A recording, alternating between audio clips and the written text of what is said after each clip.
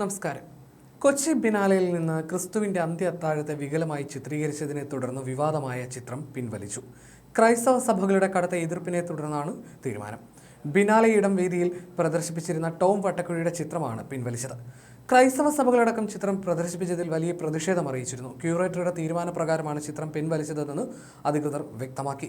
ക്രിസ്തുവിന്റെ അന്ത്യ അത്താഴത്തെ വികലമാക്കി ചിത്രീകരിക്കുന്നു എന്നതായിരുന്നു ചിത്രത്തിനെതിരെ ഉയർന്ന പ്രധാന വിമർശനം. ഫോർട്ട് കൊച്ചി സബ് കളക്ടറുടെ അധ്യക്ഷതയിൽ ചേർന്ന യോഗത്തെ തുടർന്നാണ് ചിത്രം പിൻവലിച്ചത്. വിവാദങ്ങളെ തുടർന്ന് മട്ടാഞ്ചേരി ഇരുമ്പിച്ചയിലെ പ്രദർശന വേദിയായ ഇടം ഗാർഡൻ കൺവെൻഷൻ സെന്റർ കഴിഞ്ഞ ദിവസം അടച്ചിട്ടിരുന്നു. ഇനി ആ കലാസൃഷ്ടി പ്രദർശിപ്പിക്കില്ലെന്നും വേദി വീണ്ടും തുറന്നതായും അധികൃതർ അറിയിച്ചു. അതേസമയം ചിത്രം പിൻവലിക്കണമെന്നാവശ്യപ്പെട്ട് കത്തോലിക്ക സഭയും വിവിധ സംഘടനകളും രംഗത്തെത്തിയിരുന്നു. കോൺഗ്രസ് പ്രവർത്തകർ ബിനാലെ വേദിയിൽ പ്രതിഷേധിച്ചിരുന്നു. എറണാകുളം സ്വദേശിയായ തോമസ്, ലത്തീൻ കാത്തലിക് അസോസിയേഷൻ, കൊച്ചി രൂപതാ സമിതി പ്രസിഡന്റ് എന്നിവർ ജില്ലാ കളക്ടർക്കും സിറ്റി പോലീസ് കമ്മീഷണർക്കും പരാതി നൽകിയിരുന്നു.